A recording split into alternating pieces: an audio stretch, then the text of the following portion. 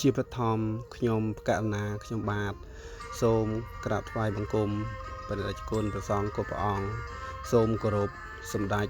ទ្រង់ឯកឧត្តមលោកជំទាវលោកស្រីអ្នកនាងកញ្ញា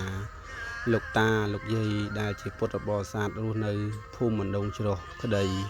រស់នៅភូមិជ្រៅក្តីខណៈពេលនេះដែរខ្ញុំប្រកាសណាខ្ញុំបានទទួលការអាញាតពីព្រះសង្ឃក៏ដូចជាលោកពូមេជាងឲ្យឡើងមកថតផ្ដិតយករូបភាពក៏ដូចជាសកម្មភាពទាំងស្រុងនៃការឈូសឆាយ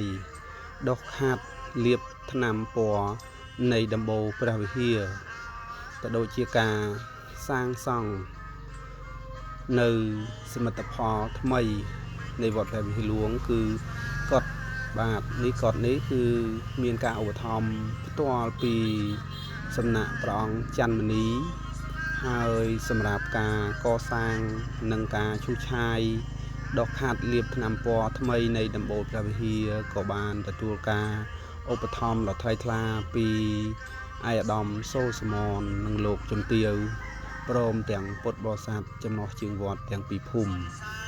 អាស្រ័យដោយបានប្រកេននិងជម្រាបជូនខាងលើខ្ញុំប្រកាសណាខ្ញុំបាទសូមអំពាវនាវដល់ដេចគុណព្រះសង្ឃគ្រប់ព្រះអង្គក៏ដូចជាឯកឧត្តមលោកជំទាវលោកស្រីអ្នកនាងកញ្ញាលោកតាលោកយាយទាំងក្នុងនិងក្រៅប្រទេសមេត្តាជួយកសាងនៅវត្តរបស់ខ្ញុំកណាខ្ញុំបាទនេះផងពីព្រោះនៅមានការខ្វះខាតច្រើនណាស់ចឹងហើយសូមមេត្តាសម្រាប់ជនទាំងក្នុងនិងក្រៅប្រទេសមេត្តាជួយដើម្បីសម្រាប់នៅសមិទ្ធផលទាំងអស់នេះឈានទៅរកការបញ្ចុះសីមានៅពេលខាងមុខបាទរបងក៏អត់ទាន់មានហើយផ្នែកខាងក្នុងនៃព្រះវិហារក៏ដូចជាទ្វារនេះគឺមានការជួសជុលផ្លាស់ប្ដូរសាថ្មីជាថ្មីណាហើយអាស្រ័យដូចបានប្រកេននឹងជំរាបជូនខាងលើសូមមេត្តាសម្រាប់ជនទាំងក្នុងនិងក្រៅប្រទេសជួយហើយសម្រាប់ការជួយនេះក៏តកតងមកតាមបដិជគុណភិក្ខុខឿនច័ន្ទលីណាដែលជាព្រះគ្រូសូត្រស្ដាំនៃវត្តព្រះវិហារហ្លួងព្រះអង្គរងចាំទទួលបច្ច័យ